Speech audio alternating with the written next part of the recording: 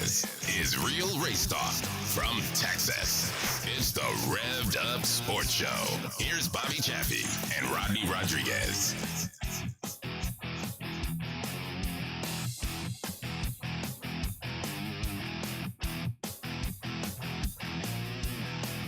Hello, friends. We are back live. Another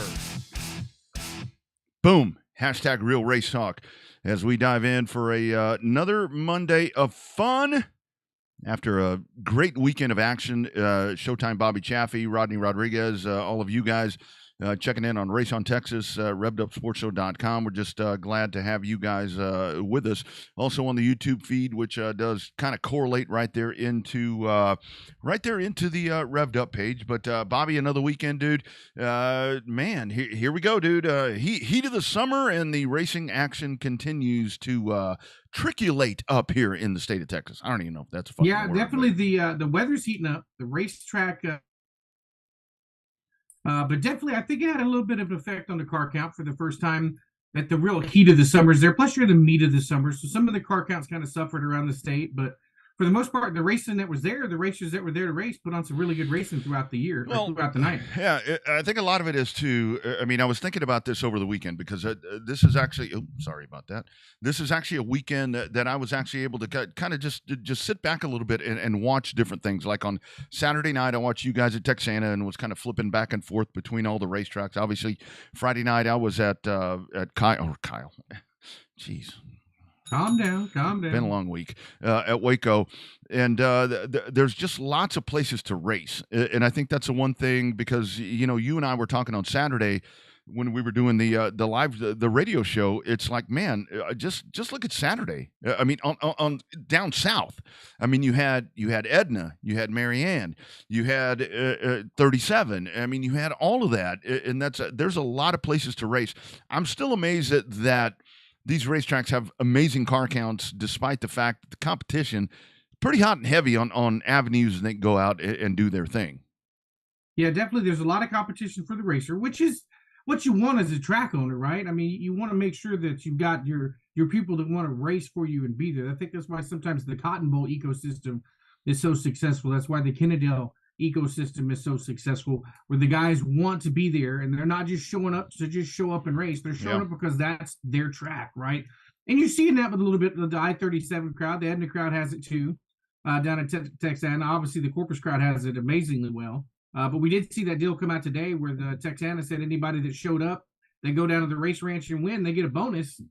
So that should hopefully entertain some guys from Texana to travel a little bit more this upcoming weekend. Yeah, I think that's a really good idea to try to tie some of the carryover right there, because and that's where it kind of sucks, honestly, in my opinion, to the fact that you had this past weekend. We're talking about all the tracks down south that were going. And now here we go, and the beneficiary here should be the race ranch, because now that they are kind of the solo, going to be the one. So hopefully you get a lot of that carryover there to where those folks are going to make their way out, and I hope that's what happens. But I continue to be amazed by car counts. I mean, it's a really good thing. I got to tell you, as a race promoter, if I was a race promoter, I would love to have on a down night, 15 cars. I mean, that's really good. I mean, the Friday night tracks continue to do well. The shows are great. I mean, people just want to be a part of this, and I think that's where these racetracks, the working together part. We talk about it all the time, but man, that's easier said than done, because I mean, you gotta you gotta run the damn races. That's the bottom line. You got to do your shit, otherwise you're sitting there stagnant. Well, I mean, you got to run the show, right? I mean, obviously, it's exactly what we wanted and what was expected, but at the same time, the races were done, right? Hot and heavy, we were done before 10 o'clock. Mm-hmm. So I think that had a really big impact. The show that was there decided to be run really, really, really fast, and so we've seen some other shows kind of drag out over the course of the last year or so. So definitely you go with the hand that you're dealt, whether that's lots of cars or not a lot of cars. Well, and the whole thing is, it's such a double-edged sword to that for I mean, for a lot of folks, because like I've talked about in the past, I mean, I certainly don't mind hanging out at a racetrack until 2 a.m., but I want to be doing that on my own accord. I don't want to be watching the races at that point, and to run the program quick. And that was the one thing that I was watching the other night. You guys at Texana, man, you guys were done, and you know, with a good car count. I mean, it was just a very fluid program. It ran very smooth, and I'm watching some of the other stuff, and it's like, okay, I mean, we're barely at intermission, and we're only you know, doing that stuff. And that's where we go back to, I mean, as a race fan, what do you want? What do you want? Because the old school race fan don't give a damn about sitting there all night. I mean, I can tell you, like a Waco, they'll sit there till 4 a.m. if the shit's dragging out that long. But where I'm old school in the fact that, yeah, man, I like the racing. I'm new school where, man, I want to be done. I want to be done, because it at some point it gets to where it's just a little much. And the one thing that I heard somebody talking on the radio the other day, the one thing you can't buy is time. And to me, a very efficient show these days in short track racing is about 3 hours, in my opinion. And, you know, I think a lot of folks probably argue with me about that they'll want to sit there all night, but you gotta, that attention span, because new folks are coming in, and that's the people that you gotta hone in. Yeah, it got to be about the length of a football game. You got to be Exactly. right at about 3 hours, right? 7 to 10 is an optimal show. 7 to 11 is pushing it, but you definitely can't run any later than 11 o'clock. I agree. And, you know, a lot of folks are going to disagree because they don't care. I mean, they'll sit there, and that's great. That's kind of the old school mindset. And I mean, we did that forever. But, you know, I was thinking about this the other day, kind of going back to the Longhorn days, you know, kind of tying the asphalt thing into this with the Slinger Nationals coming up tomorrow. Did you see that, dude? The Slinger Nationals, Eric Jones, fastest at Slinger today, quarter mile high bank, 11.333 seconds. Damn, that's booking it around a quarter mile, but high bank. I mean, that's Corpus Christi numbers, but I think even Slinger's got a little bit bigger bank than Corpus had. Man, yeah, it is. But I mean, that's extremely fast. The time that they're running around there, and that's tomorrow. And how about that? I mean, a Tuesday night show, the 44th annual Slinger Nationals. But kind of going back to what we're talking about right there. I mean, a lot of folks don't mind sitting around, but it just gets to be, I mean, the same thing, to where it's like, man, I don't want to sit through yellow flags. I don't want to sit through red flags. I don't want to sit through long intermissions. And I think that's the thing that Owen, you know, doing in Houston on the pavement side, to where he's gotten away from that. It's like, look, we got to be quick. We got to be quick because we have this much time to entertain people, and entertainment is the name of the business right now. Yeah, I mean, it's a cross between competition and entertainment. It always has been. I mean, it really has. It always has been a cross between competition and entertainment. I think those that realize it, I think the racers eventually at some point kind of bought into it, that it definitely was a way to be in the way of competition. But you know, it's definitely that fine line between competition and entertainment. Kaylee, I don't know who that was. I heard that, and Wasn't that's me. No, it wasn't me either. For once, I don't actually know where that came from. That's one of those technical glitches here. I'm watching different things on the monitors and all this, and there's one thing that's just spinning. So maybe that's what it was, or maybe that. Hell, who knows? Somebody may have done it. Somebody may have just dropped the phone and let it go. It's happened before. Could have been my chair squeak. Could be. No, I don't think it was. that was a pretty good one. I've got kind of like the whole board running here, and I was like, oh my goodness. I thought the same thing. So I don't know what that was. On the show, Austin Mundy's going to join us here in just a few minutes. He's probably about 5 minutes out. Jarrett Bransom about 7:10, and then 7:30ish we'll talk to Daniel Preston, and I think that's going to be some great conversation as well. But it's and right there. I mean, when you get folks checking in, when you're done by 10. When you're done by 10, I think it's a really good thing. And part of the problem is, and this is, and again, I'm going back to the pavement side. On the pavement side, we at Central Texas Speedway kind of messed everything up because you're trying to run 8 or 9 classes a night, giving everybody a place to race.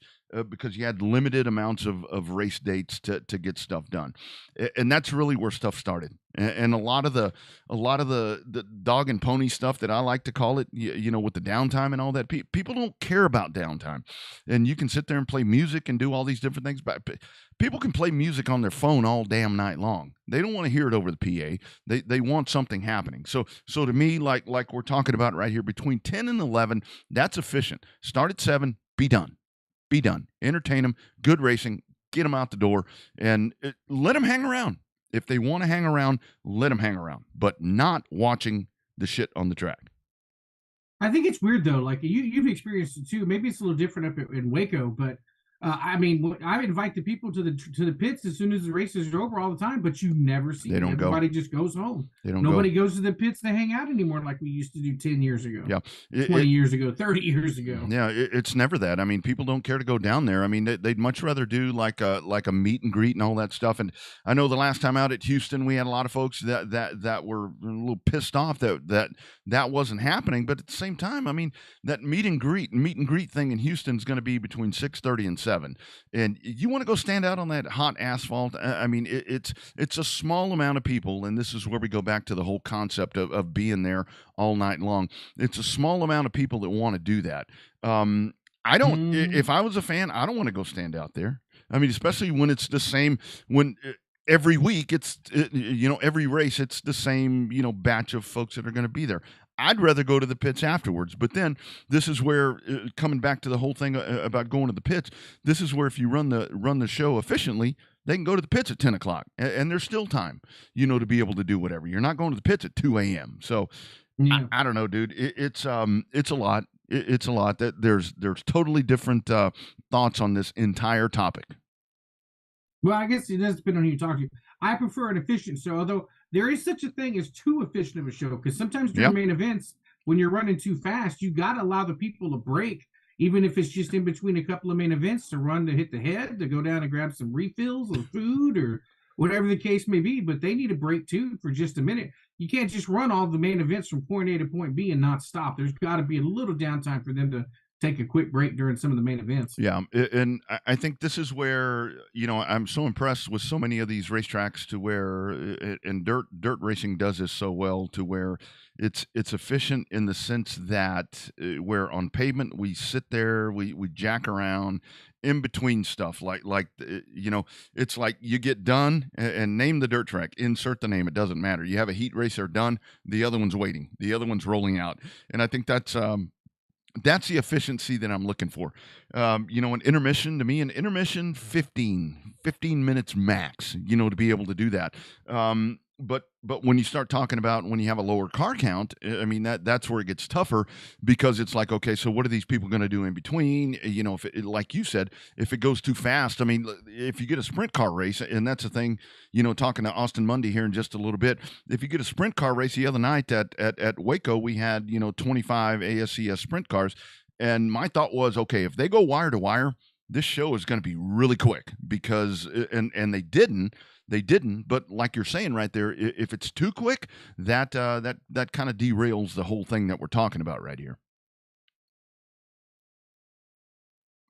Yeah, definitely. Oh, there if it it goes. goes too fast and they're too close together, that's a problem too. No, am I cutting out?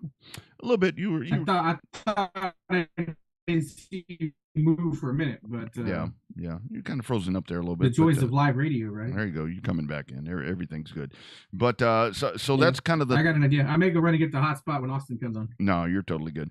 So that's kind of the whole thought right there, and just with that conversation is, for you guys to kind of pick and choose the battles, because we do see it, all too often, to where yes, it's too long, maybe it's too short, but again, it's a lot to pull these things off, and I think these promoters are doing a really good job of doing all this. But kind of the consensus of what we're talking about here is that this past weekend you had a lot of shit going on down south, you had a lot of stuff going on up north, and I think what it all came down to for the race fans was just a great weekend of competition, to where they could go anywhere and find great racing, and that's really what you want. No matter whether you want to be there late or early, you just want to have places to go, and I think that's most important. Yeah, I think as long as everybody had a place to go to enjoy the racing, we always say everybody just get out and enjoy it somewhere. it doesn't matter where you go, just as long as you go somewhere and support it. That's exactly right. And it looked like all the tracks did well this weekend. So that's the main thing. That is totally the main thing. So let's go to the hotline for the first time tonight, and talking about just the different competition up north and everything. ASCS sprint cars, the elite outlaw sprint cars. I got to be a part of that on Friday night. And this guy here jumping on the hotline, definitely a tale of the agony of defeat and the thrill of almost victory this weekend for this guy. Hopping on, it is our man Austin Mundy. How we doing, sir? I'm doing good, but how are you? Man, I'm doing well. Thank you for being a part of the show. So, Austin, I think we lost him. Yep. Oh, yeah, lost him there. Boy, I tell you, we are on a roll tonight. On a roll with technology tonight, aren't we? I tell you, it's always a good thing. We'll dial him back up right here and get him fired back up and have the conversation. Had a great hard-hitting question here to ask, and of course things go awry. So we'll get Austin hooked back up here as one of the real good sprint car racers that we get to watch. I tell you. Oh, man. You know, Bobby, folks say this is easy. It's not. It's a challenge some nights, isn't it? So sometimes it's like, and after the last few days, it's like, all right, what else could happen? But this is easy. This is easy. All right. I think we're about to dive in and go right back into the hotline. So, Austin, I think I got you, my man. How you doing? I'm doing good, buddy. Sorry, sometimes my house is being at like Area 51. Dude, that's same thing here. Same thing here. It's like there's a lot of bandwidth being used up in this place. So, dude, let's talk about your weekend. When I saw you're on your lid. First of all, talk about that at Waco on Friday night, man. That looked like one hell of a ride that you took. Yeah, we started on the third row outside and it went green there.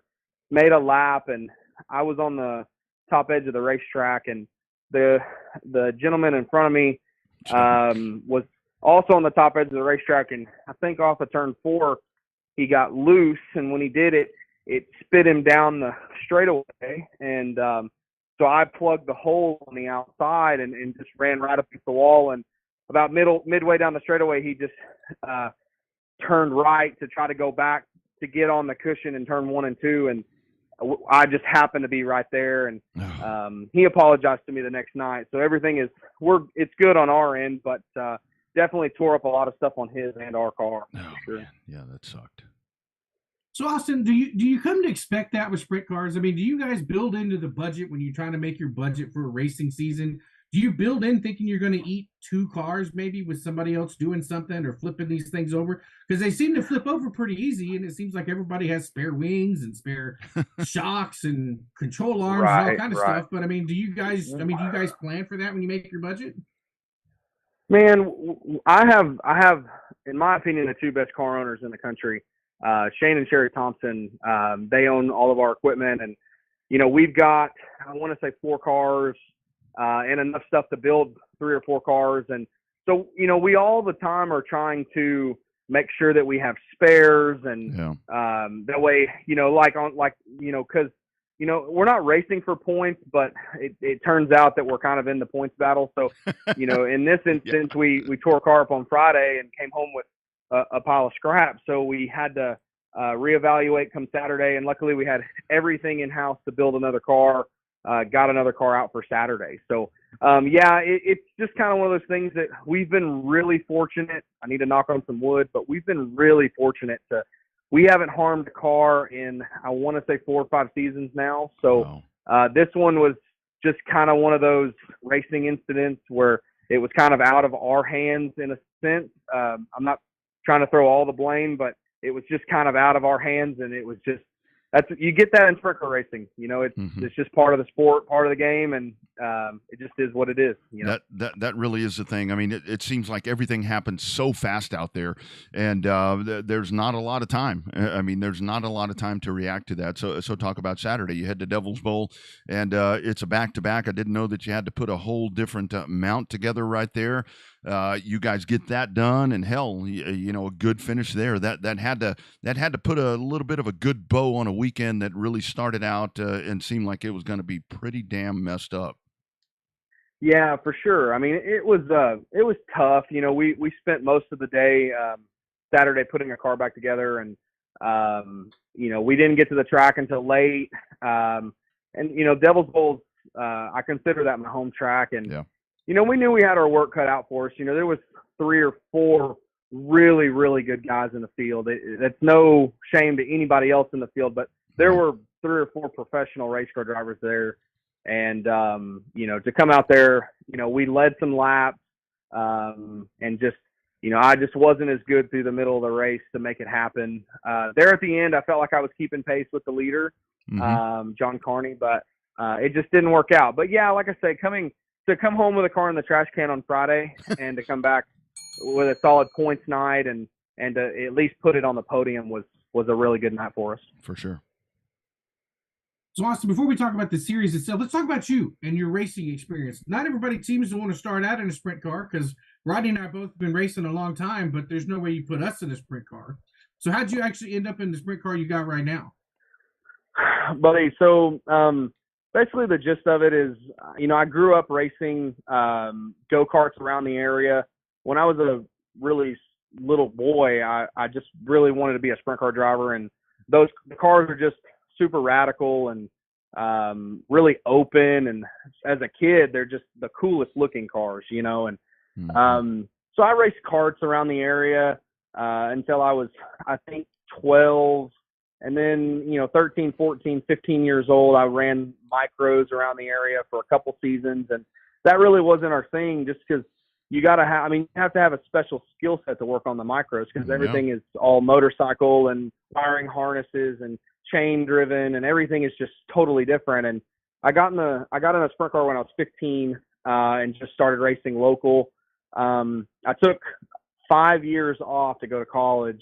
Wow. And came back and raced for the Butler family in this area, and started to kind of get a little bit of a stride, and ran all over the area. And then the Butler family put me in their USAC Silver Crown car for a couple of seasons and ran that.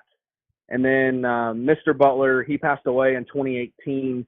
When that happened, I ran for his wife for one more season, and then Shane and Sherry picked me up, and that's where I'm at now. It's with the Precision Reaper Graphics team, and super happy with everything. They are the best car owners.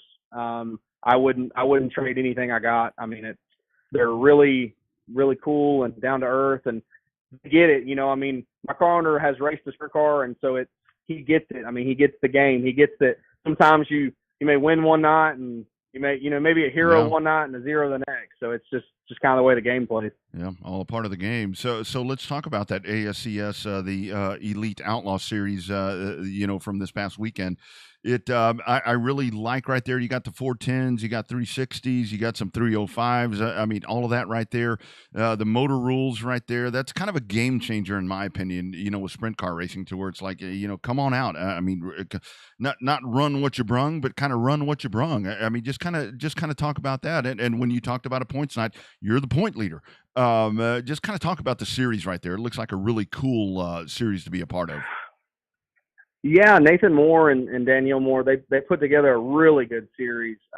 We really like it just because it's closer, with some of the series we've ran in the past. Yeah. When we go to run with the Outlaws, we're like completely behind the 8 ball, because we're used to running on a certain set of rules, and this is as close to the Outlaw rules as we can. We can run wing angle, we can run any tires we want all night. We can run bleeders, we can run wing sliders, and then we're obviously running our 410 cubic inch motor. So this is as close as I can run to an Outlaw setup. So now, as we progress and create a notebook, when the Outlaws come to town, hopefully we can be right there and compete.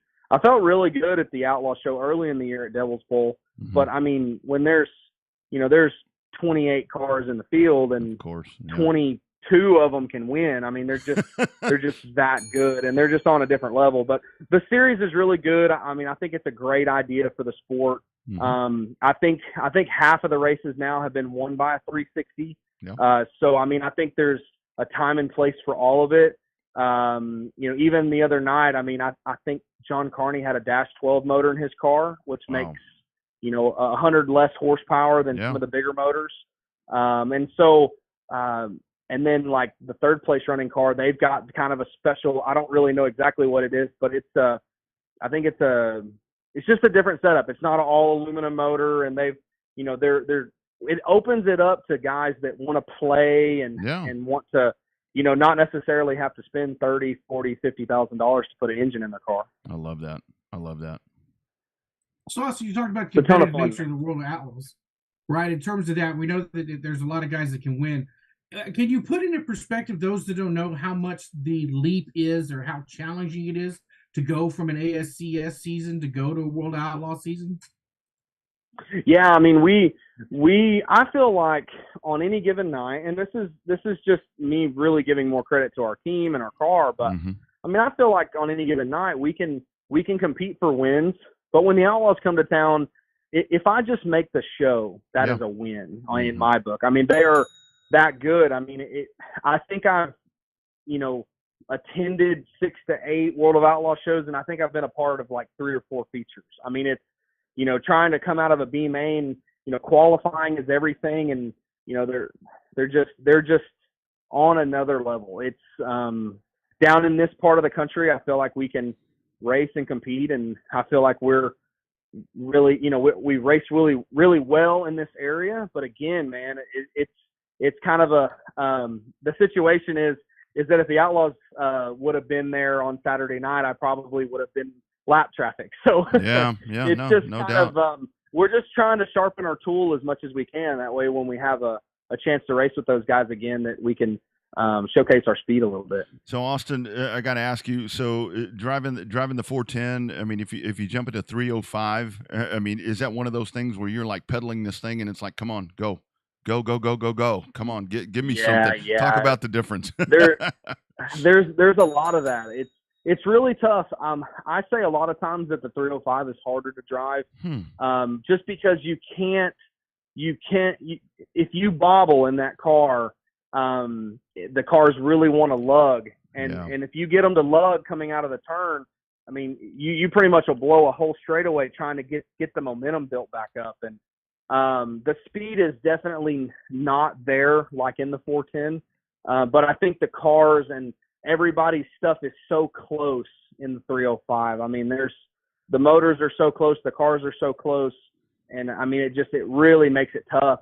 I mean, it's just totally different. The big motors kind of open it up where some guys can hold it wide open around the racetrack and some guys can't. But in the 305 division, if there's 20 guys out there, more than likely they're all holding it wide open. And it's a lot like slot car racing. It's who can not get their car to lug and bobble, and who can get their car screwed down to the racetrack the best, and who, it's really tough. I mean, in a lot of ways, the 305 is harder to drive.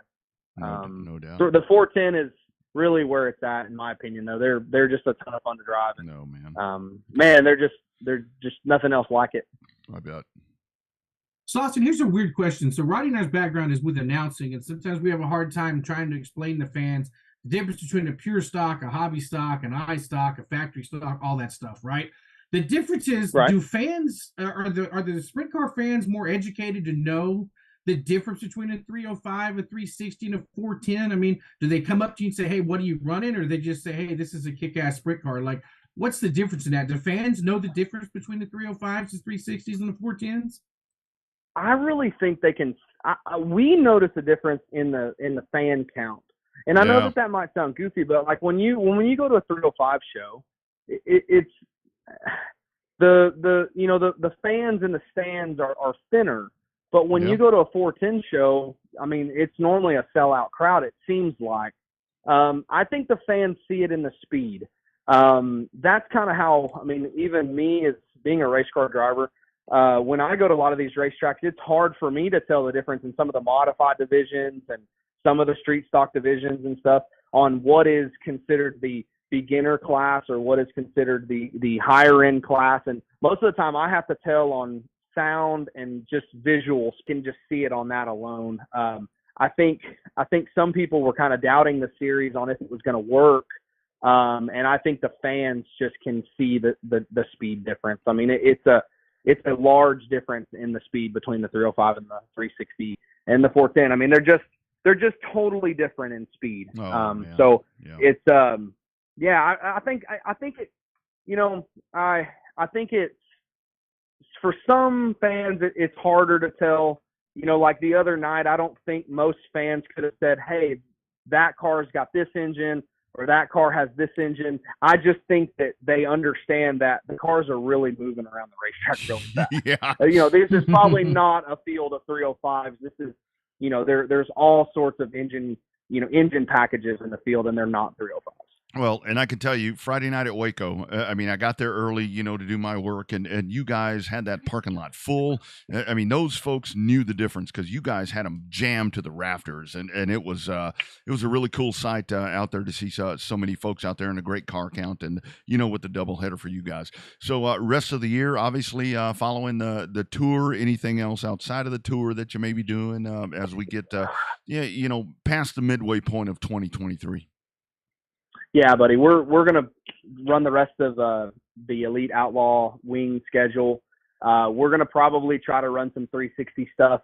Normally, for us, the 305 stuff here local really dies down, in September, and we really try to race all the way through October and just try to stay as sharp as we can, because it for the professionals, I mean, they go all the way through the winter. They go to Australia and they race midgets, and they're consistently staying fresh. So we try not to quit in August and then try not to get back in a car until February. We really try to race as long as we can, keep our momentum going. But yeah, the Elite Outlaw Series, we're going to run some ASCS stuff. We were thinking about trying to make a trip to Knoxville Raceway and try to just get our feet wet there. Mm-hmm. Yeah, and then just some local 305 stuff. There's going to be some bigger paying 305 races here at the end of the year, and hopefully we can get a couple of those races under our belt, and hopefully we'll have some speed at them. Yeah, no doubt. I'm sure you're going to be all over it. I'm sure you'll be all over it, man. Congratulations, a great season from what I've seen on my race pass. 20 races, 3 wins. 10 top 5s and 14 top 10s, and if I'm wrong, feel free to tell me, but looking really good.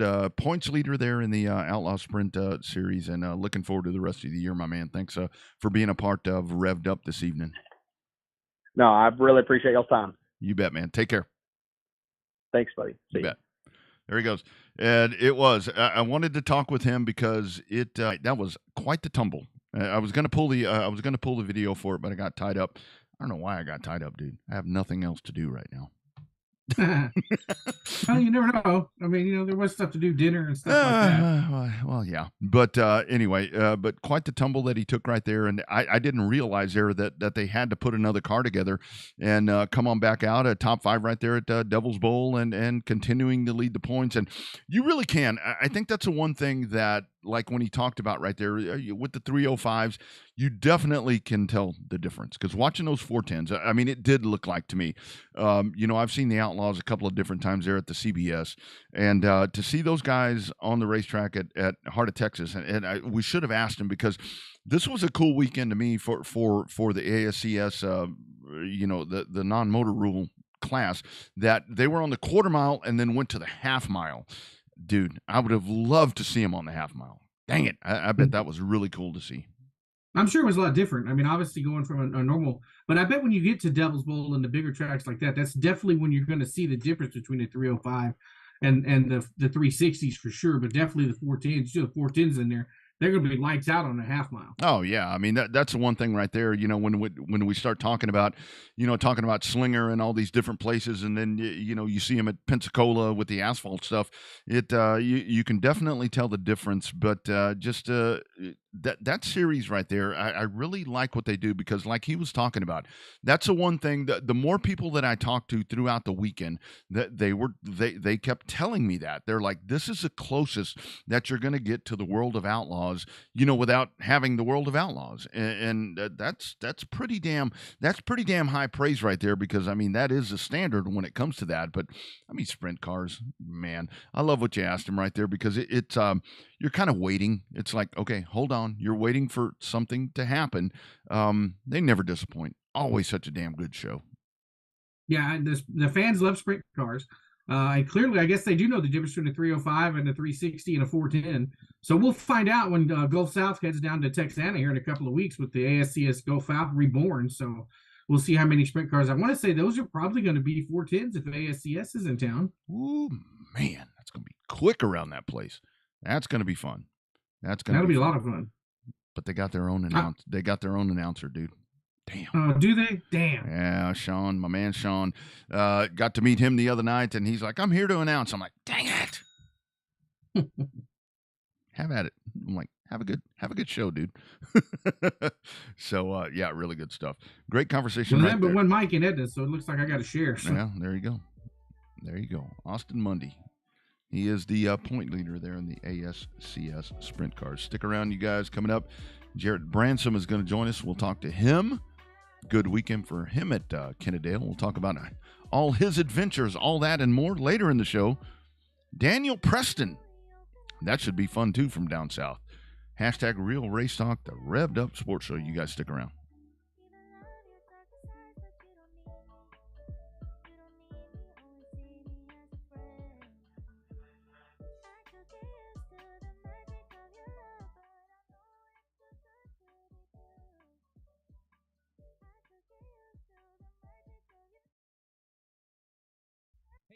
Phil Whipple here again with the Revved Up Sports Show. For over a year now, you've heard me talking about our valued partners over at Generation Race Cars. During the first half of this season, GRC built cars have visited Victory Lane on 20 occasions, driven by 6 different drivers. We're proud of their success and know more wins are ahead for them in the coming months. Generation Race Cars, located in Springtown, Texas, continues to offer new chassis body combos all the way to turnkey sport mods and limited modifieds. All cars are built just like the ones driven by recent winners Alex Hickam, Jeff Shepard, Dean Abbey, and Kyle Wilkins. Justin Long is committed to giving each and every customer the time they deserve, along with a commitment to bring quality into every build. When you're ready to join the winning team, give the guys over at Generation Race Cars a call at 817-528-2947. Take your racing program to Victory Lane with Team GRC. Hi, I'm Danica Patrick. Watching my nieces grow, play, and learn is amazing, but not every child gets to be carefree. 1 in 6 kids in the U.S. are hungry. This breaks my heart, and it's something that Feeding America is working to change. Each year, the Feeding America network of food banks rescues billions of pounds of good food that would have gone to waste and gives it to families in need. To help, visit feedingamerica.org. Brought to you by Feeding America and the Ad Council. You guys, Rodney Rodriguez from my friends at Rogers Dabbs Chevrolet in Brandon, Mississippi. A lot of folks looking for those GM crate engines, whether it be the 602, the 604, much sought after, whether it be on dirt or pavement. Lots of different places that you can run those crate motors. My friends here at Rogers Dabbs Chevrolet GM Performance Parts, they're going to give you the best part, or the best price that you're going to find in the country. Check out my man Ryan Polk, 601-824-5457, or hit up rpolk at rogersdabbs.com. Get in touch with him. Let him tell you how he's going to get those engines to you. I mean, take a look right there. I mean, they're in stock. They are on the shelf and ready to get to you. Sealed crate GM engines. You can scan that QR code, and I promise you, you are not going to beat that price. Best price in the country. Rogers Dabbs Chevrolet GM Performance Parts in Brandon, Mississippi. Check them out and tell me you heard about them right here on the Revved Up Sports Show.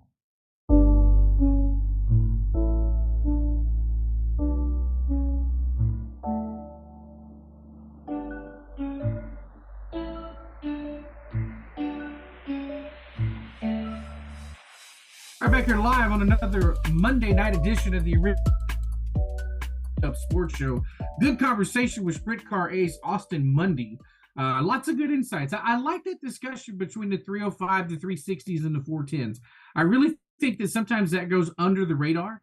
But now I think that it does. It seems like it does make a difference. I think that really But a is. pack of 305 still makes a good race. Yeah. And the whole thing is, I mean, it really comes down to, I think that, I was talking about this past weekend because I know when I was working at Waco, we had 10 iStocks or IMCA stock cars, and they put on one hell of a race. I mean, you had 8 cars that were in contention to win that race, and that's where it goes back to.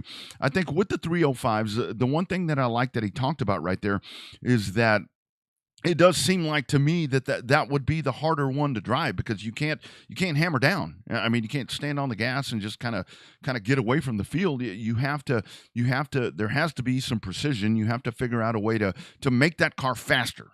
To make that car faster.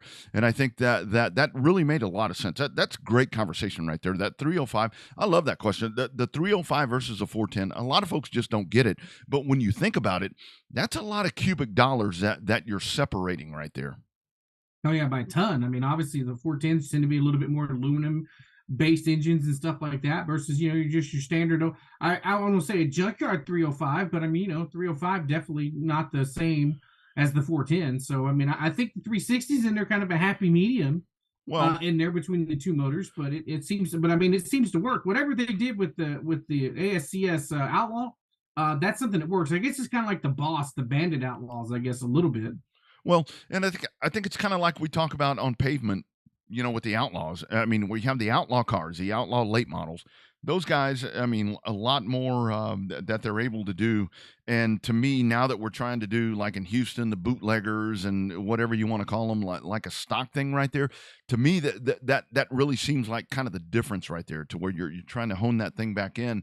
But I'll tell you one damn thing, doesn't matter a 305, a 410, a 360, whatever. And I thought it was cool that he said the 360s have won races. That it all comes down to the guy behind the wheel. I mean, man, I'd be afraid to drive one of those things. Jeez Louise, man, that's something else.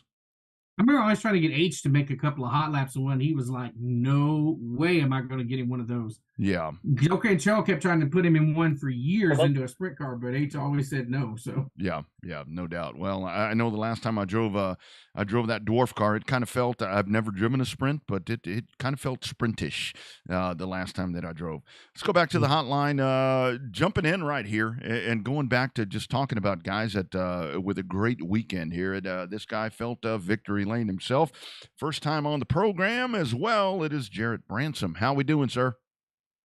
I'm good. How are you? Doing well, my man. Doing well. Thanks for checking in. Burleson, Texas is the spot for this guy.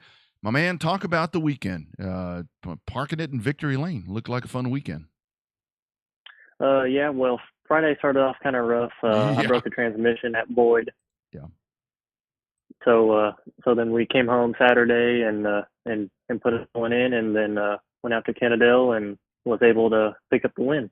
Love it. So before we get into the details of it, talk about that ecosystem up in North Texas. I lived up in the Metroplex for about 3.5 years and got to experience the whole cohesiveness back when they had the I guess it was Dallas County there for a while, the racetrack that was there at the county line. But you had Boyd on Friday and you had Kennedale on Saturday. Talk about the ecosystem up there. Is there a lot of guys that still like to run both nights, Friday night and Saturday night, or do they each have their own kind of catering to? Some guys only want to run Fridays, some guys only want to run Saturdays? Talk about the ecosystem up there. Most people do just run one night a week, but the people who are going for like the national championships and stuff like that, they run 2 nights. Some of them run at Boyd and Kennedale, other ones run at Heart of Texas and Kennedale, but yeah, I mean, there are quite a few that run both, but some of them do run both just every once in a while too. Mm-hmm. So, Jarrett, let's talk a little bit about sport mods, limited modifieds, whatever you want to call them. It seems to be one of those divisions with the influx of factory stocks and maybe some guys going back to the big mods, whatever you want to think about right there. It doesn't seem like to me, I mean, and I'm talking more down south, it seems like up north you guys have full fields of sport mods and really damn good drivers, all you guys up there. Yeah, we definitely have a lot of cars up in the North Texas area, and there's probably the top 5 guys each night can almost win. I mean, yep. It's hard to pick up a win up here. Yeah, Jay, that's what we talked about when we had a lot of the guys that raced at Kennedale on here, is that Kennedale in itself, winning any night at Kennedale is a pretty big damn deal because of the competition level that's up at Kennedale. From sport mods to big mods to sprint cars to, the little class. Everybody that wins in Kennedale actually has, that's a pretty good chip on the shoulder for winning up there.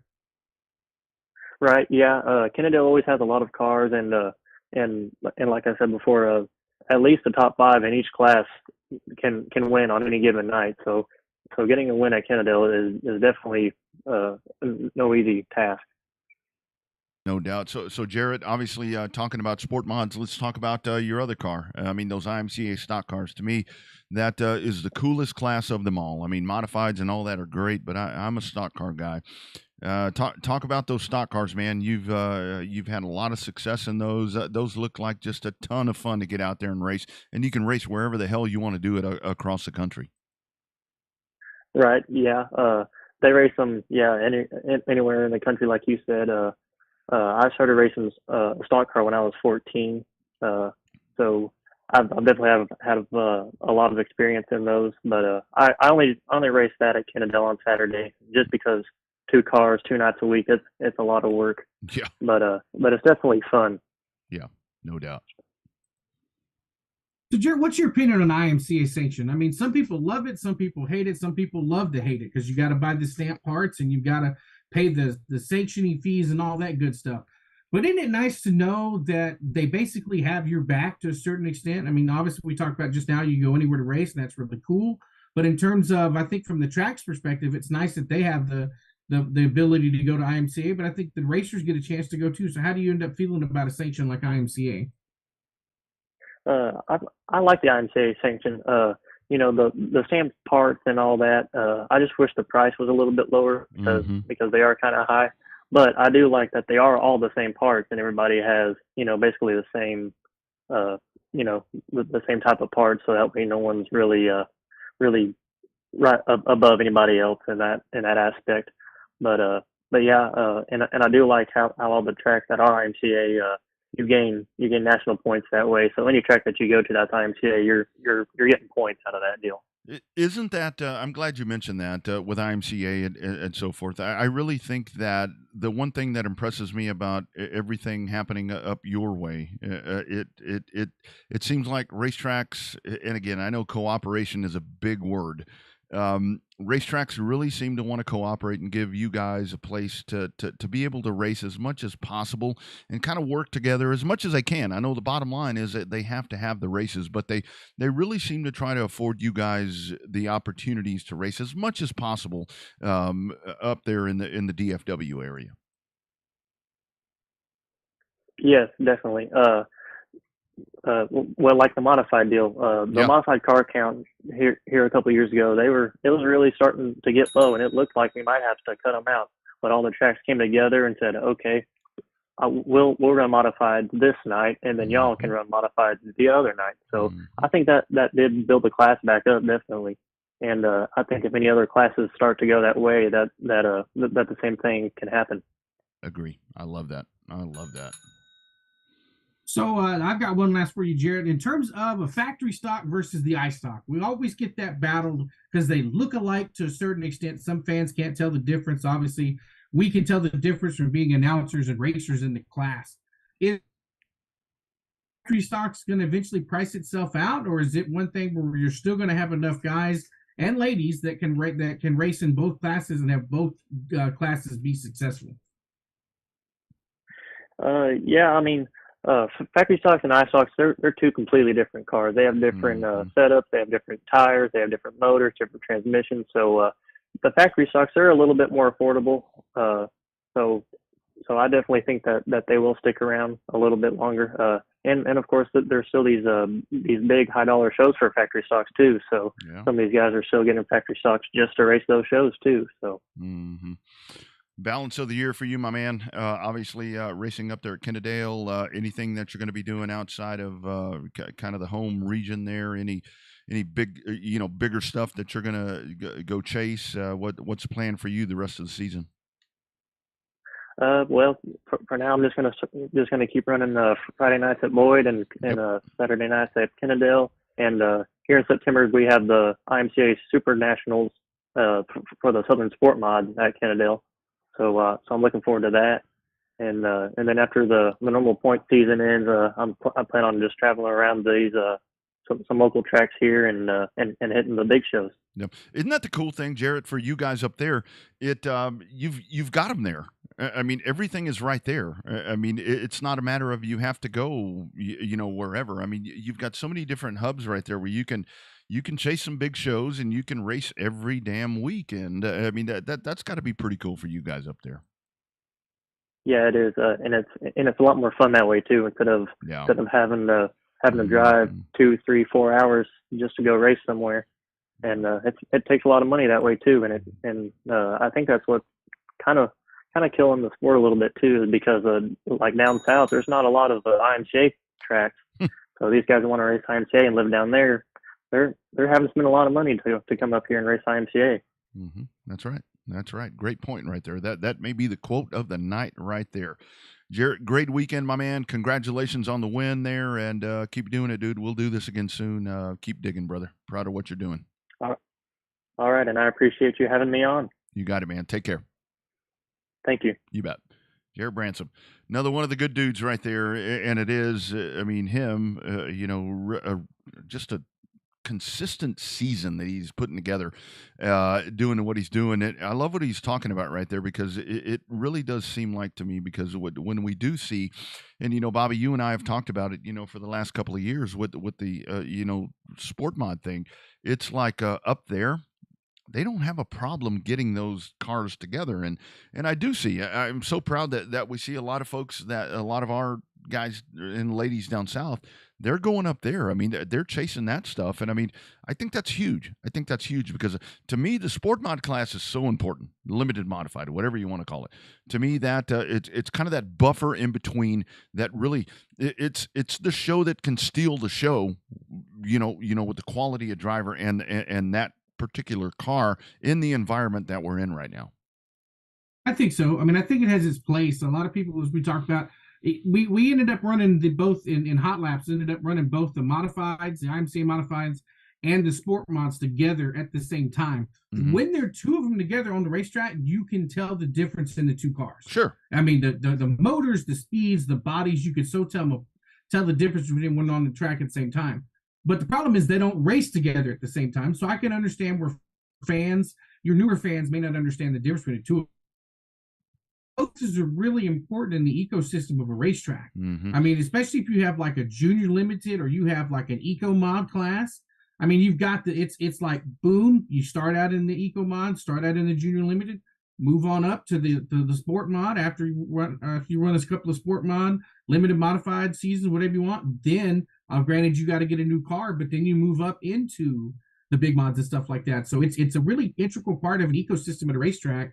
And usually the car counts are relatively okay now. They seem to have stabilized depending on where you're at. But definitely they have come through and become, they come as a steal show, a show stealer. Yeah, and I'm glad you mentioned that, because that's the one thing that I did want to touch on, because we have watched, so many different drivers that have made their way, from that, eco mod or junior limited, whatever you want to call it, and it does. I mean, to me, that really gives a good base. And Joe's talked about it. Joe Spillman has jumped on here with us so many different times and talked about that, to where that's kind of his brainchild right there. That's what he's wanting to do. And to me, that makes so much sense, to where if you want to run, you want to be a dirt track racer and you're a young kid, get in there and learn how to drive those. I mean, no offense to the sport mods or not the sport mods, the sport compacts and the bandits or whatever they call them. But if you want to pursue that dirt track career, that's a way to do it right there. And I love how they tone those things down and get them in there, because it's all about car control. I mean, that is such a big deal.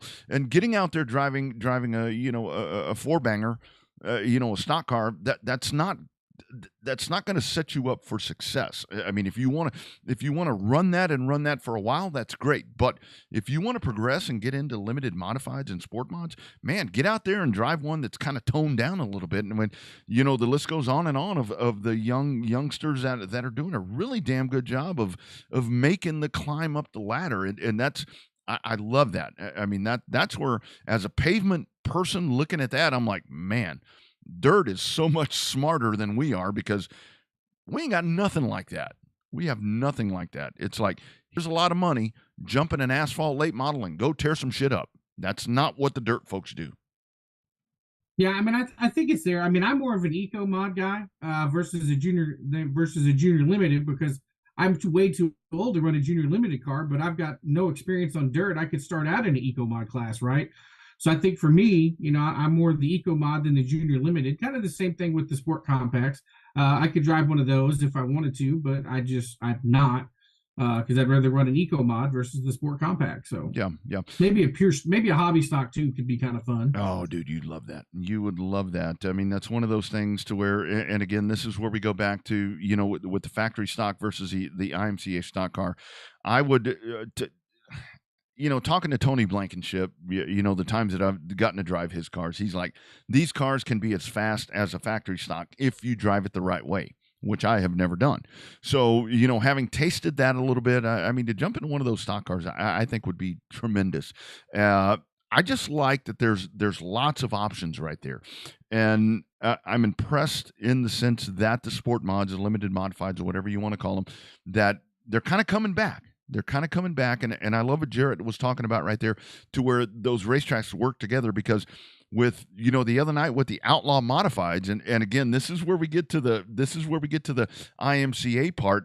The outlaw modified thing in Waco seems to have been a savior, because they are bringing the cars in, and it's, hey, whatever, as long as there's a bunch of cars, that's what we want to see.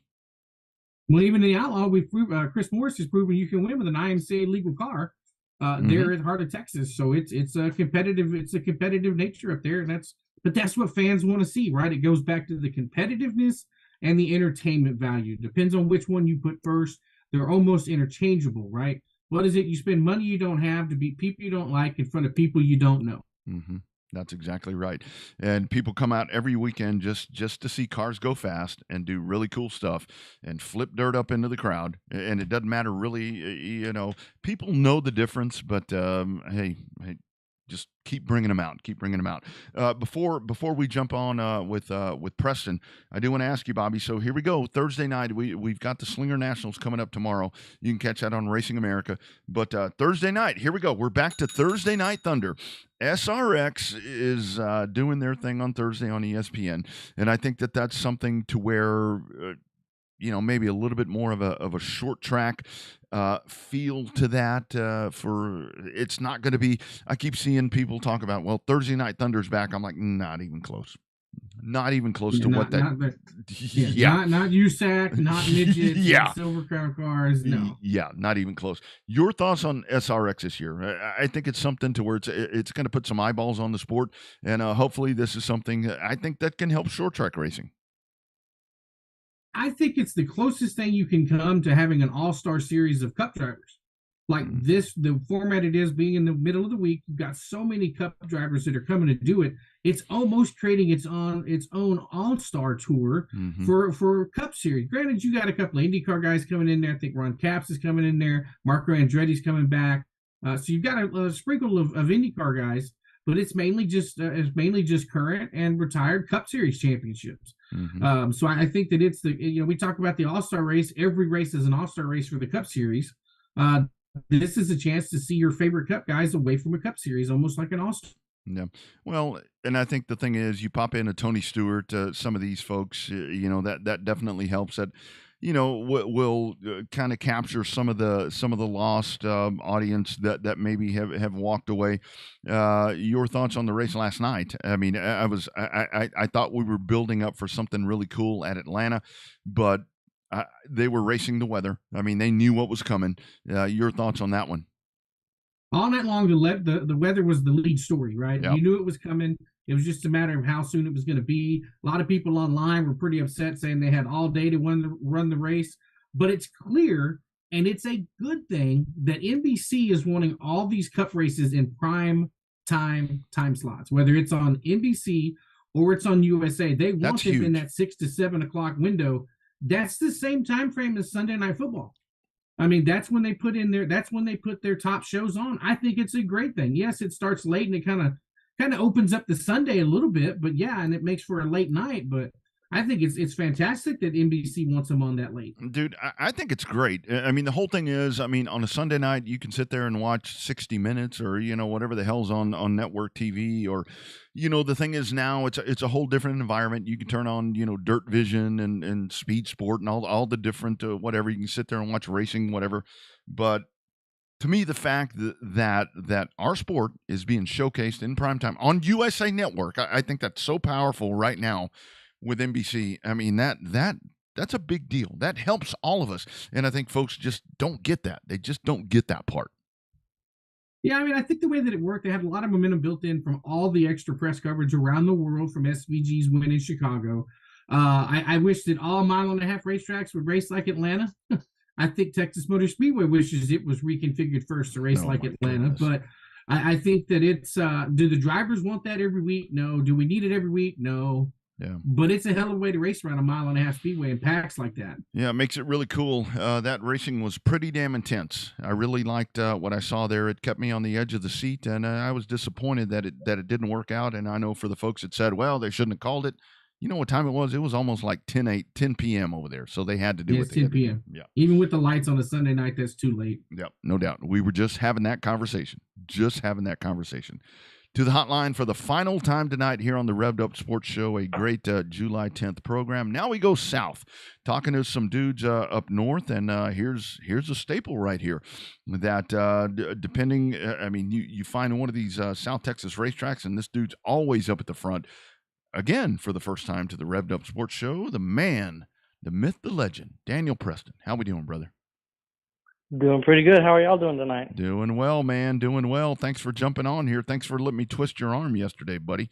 So Daniel was giving me he's like, I don't know if I want to do this. Oh, come on.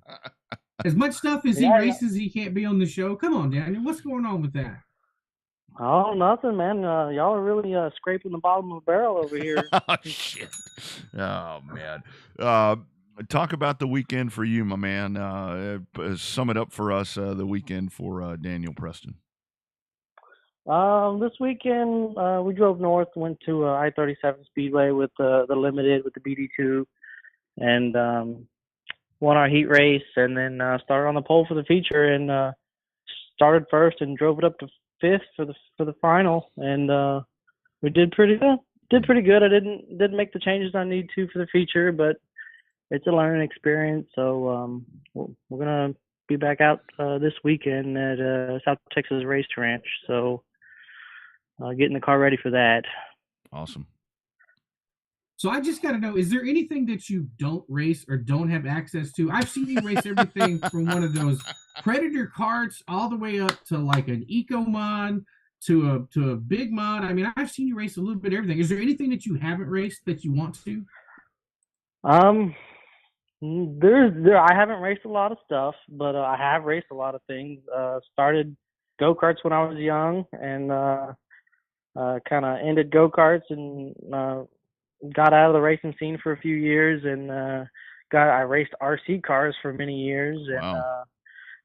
Went to RC Chili Bowl and at the real Chili Bowl, and then along with that came with just tagging along with the big car friends, and then TJ Sullivan, he let me hot lap his car 7-8 years ago and pack the track, and then that was the end of that, and got the itch. So I spent every waking dollar on race cars after that. Oh man, that's awesome. That's usually what happens. That's why I try to stay out of the damn car as much as possible these days.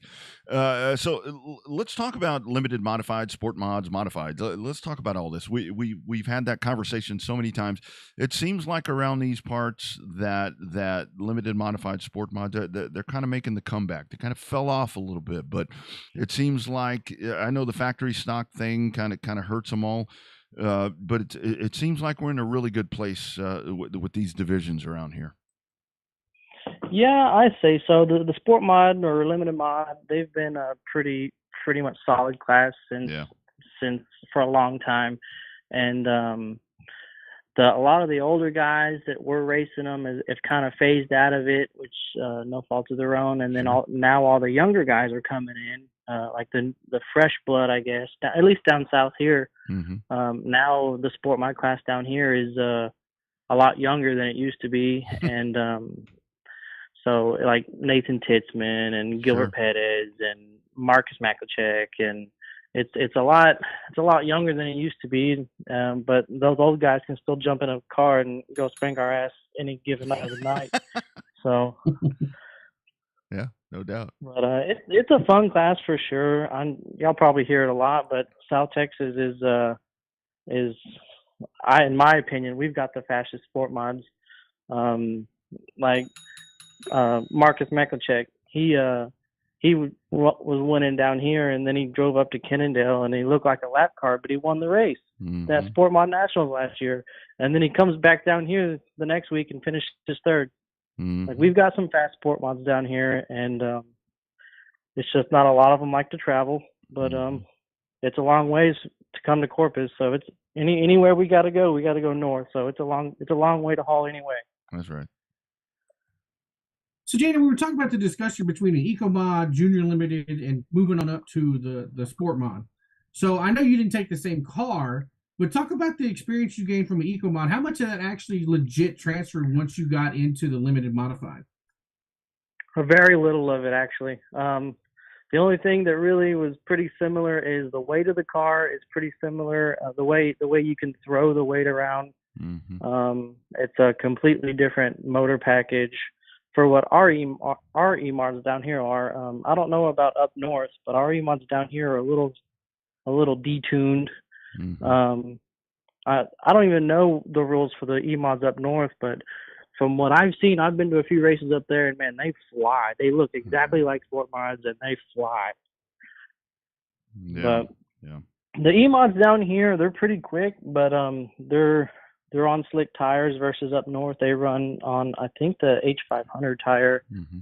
But we run slicks, and I have a 5500 chip in my car. It don't turn no RPMs, and it just drives like a boat. And but it's fun. But the BD2 Limited, it's a completely different machine. It's a lot of horsepower, a lot of tire, at least for me. Yeah. And but it's a blast to drive and maneuver around the track. No, man, I bet. Daniel, talk about that part.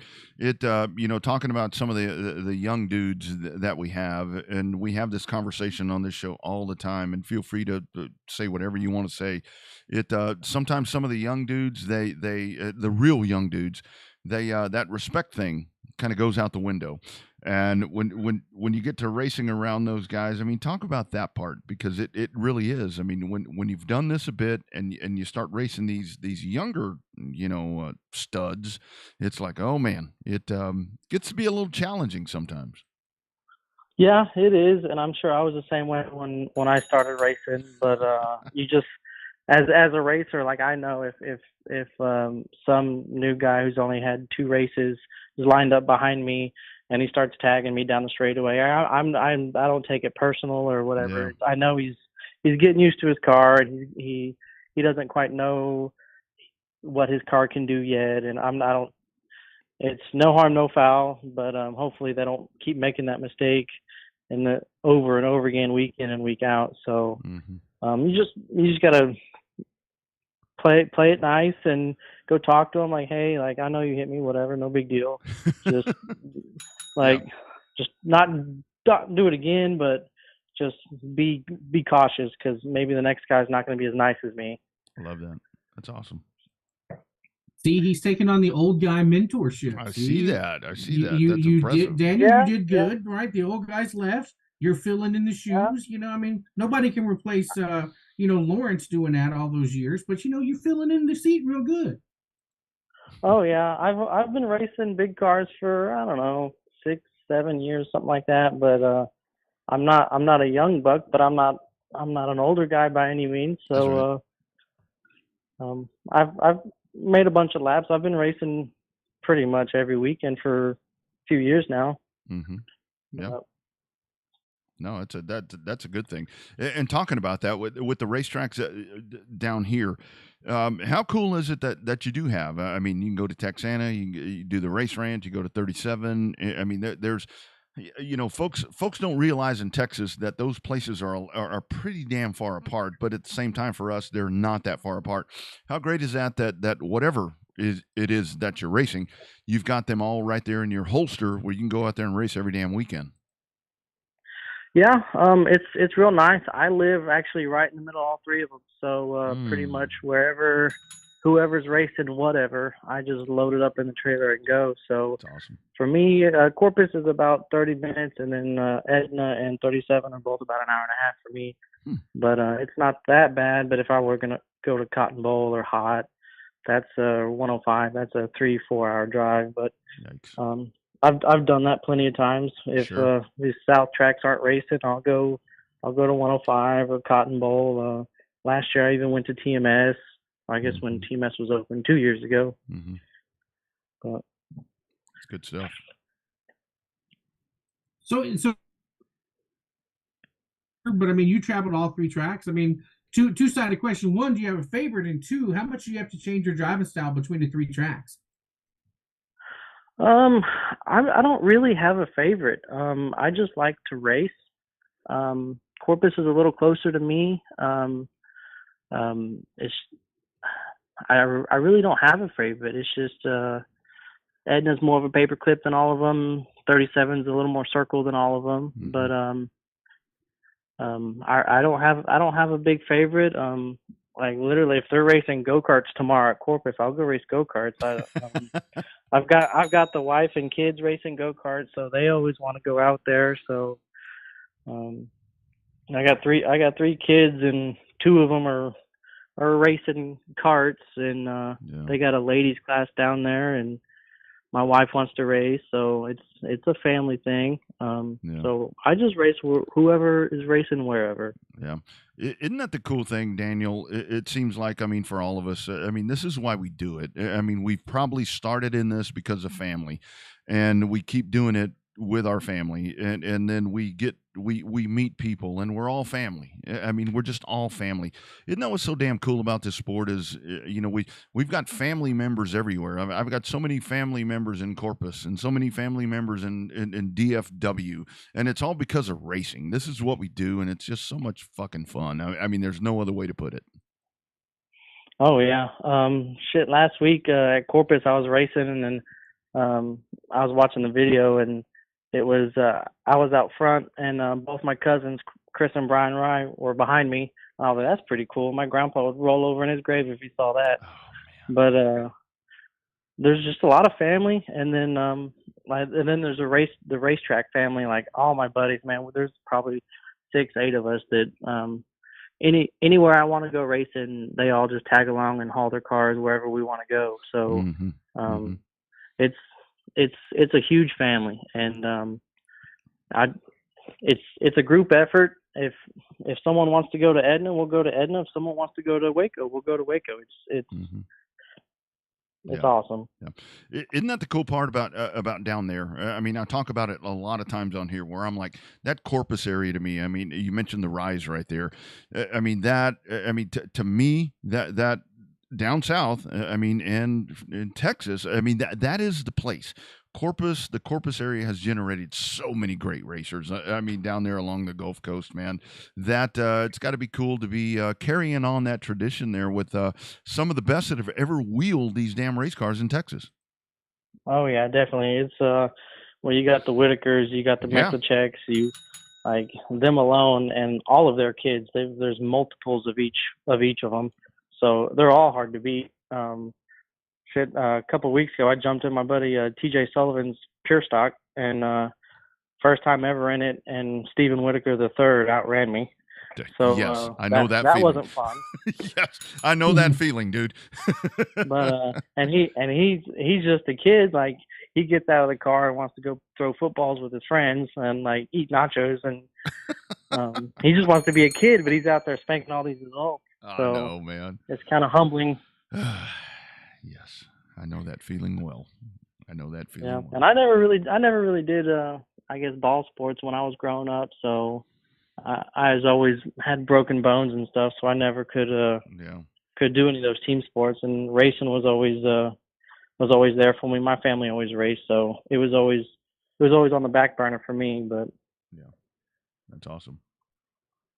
So what's on the tablet for you for the rest of this year? Just gonna run around till when somebody tells you to stop, you're gonna stop, and somebody tells you to go, you're gonna go. We'll just see you at a racetrack when we see you. Yeah, pretty much. I think the wife was starting to get fizzled out of me racing. No. And then Owen started this ladies go-kart race. So and then she started racing go-karts a couple months ago. Now she's got the itch to race. So I think I'm in the clear to be racing again. So I think my schedule's pretty open for the rest of the year. That's always a good thing. If you can get her involved, I mean, that at the same time you might spend some money, but at the same time that gives you the green light to just keep doing it, dude. And you do it well, man. You do it well. So I just plan on racing all the big shows. I think I did them all last year. The Grand at 105, the Cotton Bowl's Oktoberfest, or I think that's what it is. Mm-hmm. Corpus's Topless December race. I know Corpus has got the Carlucci race here pretty soon. I'd like to go to the big hot race at the end of the year. My goal last year was just to go all those big races and make the A in all of them, and I did. So that's a plus, and I just plan on doing that, just improving our finishes from last year. Mm-hmm. Yeah, no doubt. Always fun to watch you drive, my man. Love what you do out there. I'll see you at some of these shows, man. We're gonna get out there and cover them all, and we'll do this again whenever you have time, my brother. All right, no problem. You got it, buddy. Take care. All right. Thank you guys for having me. You got it. Be well. All right. Bye-bye. You bet. There he goes, Daniel Preston. I always with him, I always think the 6-inch.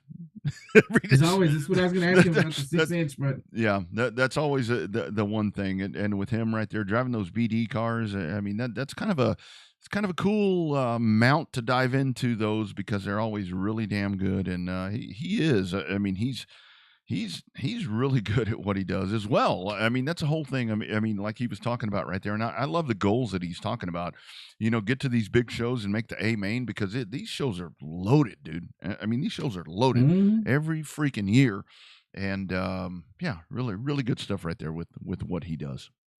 Yeah, too bad. I think the Fall Classic is on the same weekend as H&P this year, so it's going to be a tough decision to know which way to go, whether you go north or go east. Yeah, that could get interesting on what happens there, but still lots of time to go in the season, as to where we're just kind of getting into the meat of the sandwich, right past the halfway out point with these big shows coming up. And again, if you get a chance tomorrow, Slinger Nationals, if you're a pavement person, I think that's something that you're going to enjoy. And again, I mean, throughout the week, you know, we've been talking to different folks where I get folks reaching out, and it's like, where can I find some good racing? I'm like,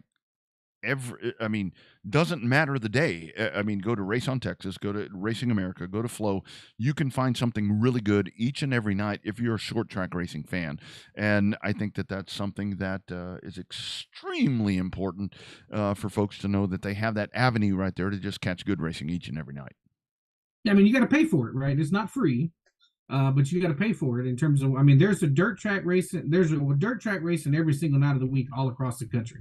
Whether it's a special show, you may get a World Outlaw show, a late model show, you know, something in like that with a couple of local classes. But definitely there's a show Flow Racing has something on every single night, multiple races on. Yeah. Same thing with Dirt Vision. Dirt Vision is usually the same way. That's right. And coming up this weekend, I mean, I know that we have. I mean, obviously you have the staples. I mean, you're gonna have Waco. You'll have Kennedale, Devil's Bowl. I mean, everything that you're gonna have happening with the weekly tracks that run each and every week. So all of that you can catch it on Race on Texas. South Texas Race Ranch is going to have a huge weekend. I think that the Race Ranch is going to be a really fun time on Saturday night. Tentatively, I think I'm heading to the Race Ranch now that I have time on my hands. So looking to possibly do that. So really, really excited about what's coming up this weekend as we get into the heat of the summer, but the racing on the track continues to be warm. The heat of the summer with the racing on the track. Yeah, that's right. Man, I think we got it covered, dude. We this has been a good show. I love the conversation there. Austin Mundy, they're talking about the differences. I think there with the 410s, 305s, kind of deciphering everything right there. Jarrett Bransom with him, with sport mods and IMCA stock cars, and then with our man Mr. Preston there talking about all the different things that he's a part of. But really fun weekend coming up, and a really good weekend in the rearview mirror. NASCAR will continue, IndyCar's coming up, and everything. It's just a really good time to be a race fan. I don't give a damn what you like. I don't care if it's mainstream. I don't care if it's local. There's really good things to be a part of. Well, the only drawback, if you're an IndyCar fan, don't forget this week is the week of the Toronto Street Race, which is always a pretty good, entertaining race. It's not on network TV. It is actually only on paywall, behind the paywall on Peacock. The Peacock, and get used to that. Because that could be something that may be something moving forward. Maybe it's time to cut the cord if you haven't done that already. I haven't. I think I'm going to, because have you? So let me ask you this. So do you? I mean, just on average for you, do you? I know you and I were talking about the differences with AM, FM radio and satellite radio and all this stuff. Do you and Liz? Do you guys find yourself watching more streaming stuff, or are you more on DirecTV or on cable, as you want to call it? What's kind of like your ratio with all that?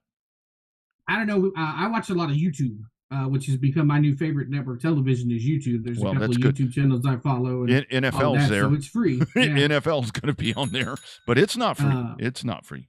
It's not free. I think that, realistically, she streams more movies and stuff than I do. More TV shows than I do. I basically watch live sports, and that's about it. Yeah.